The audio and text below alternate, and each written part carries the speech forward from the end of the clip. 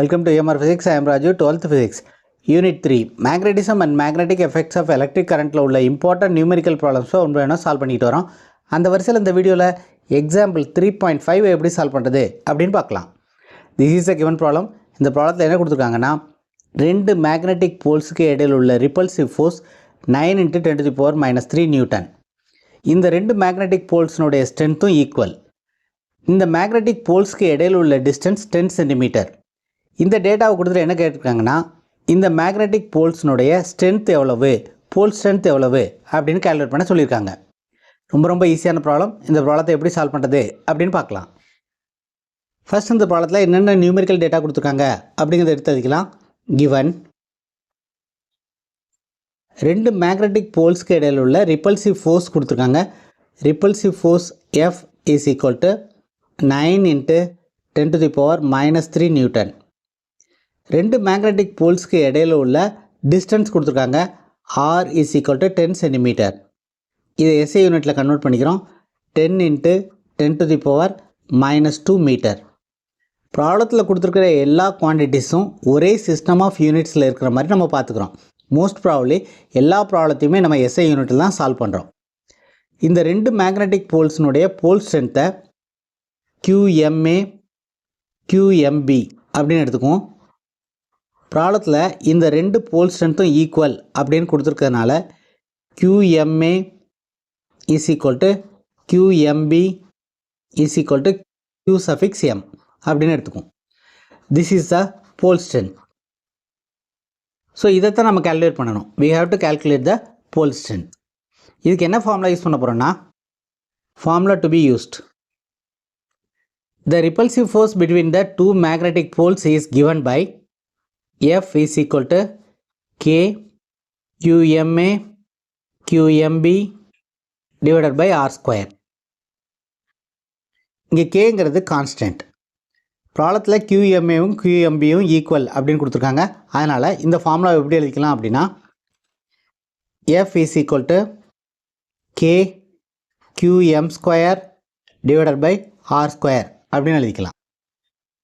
K is a constant. The value of K is equal to 10⁻⁻7 Henry per meter. We have to find QM. Therefore, QM square is equal to F into இந்த R square நியூமரேட்டுக்கு வரும், K வந்து டினாமினேட்டுக்கு வரும்.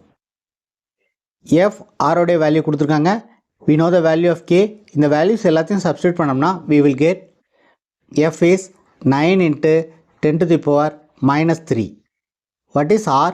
R is 10 centimetre. அதை SI யூனிட்டில் convert பண்ணியிருக்கோம். 10 × 10⁻². இங்கே R square இருக்கிறதுனால 10 × 10⁻² square divided by K is 10⁻⁻7. So இதை சிம்பிளை பண்ணோம்னா 9 × 10⁻³ into 10 square is 10⁻² into 10⁻² square is 10⁻⁻4. இந்த 10⁻⁻7 நியூமரேட்டுக்கு வரும்போது 10⁻+7 ஆகும். So this is equal to 9 into இங்கே -3 -4 இருக்குது, இது ரெண்டையும் ஆட் பண்ணோம்னா -7 ஆகும். இங்கே 2 7 இருக்குது, இது ரெண்டையும் ஆட் பண்ணால் 9 ஆகும். So 9 - 7 is 2. So 9 × 10⁻². This is equal to 9 × 10 square is 900. We have to find QM. Therefore, QM is equal to √900. 900க்கு ஸ்கொயர் ரூட் எடுத்தோம்னா we will get 30. Therefore, QM is equal to 30. Unit of pole strength is Newton Tesla to the power -1. Pole ஸ்ட்ரென்த்தோட யூனிட்டை நம்ம இந்த ஃபார்முலாலேருந்து derive பண்ணிக்கலாம். அதாவது magnetic field is equal to magnetic force divided by QM. இந்த ஃபார்முலாலேருந்து நம்ம டெரைவ் பண்ணிக்கலாம். QM இஸ் ஈக்குவல் டு F/B. அதாவது யூனிட்டை டெரைவ் பண்ணுறதுக்கு இந்த ஃபார்முலாவை யூஸ் பண்ணிக்கலாம்.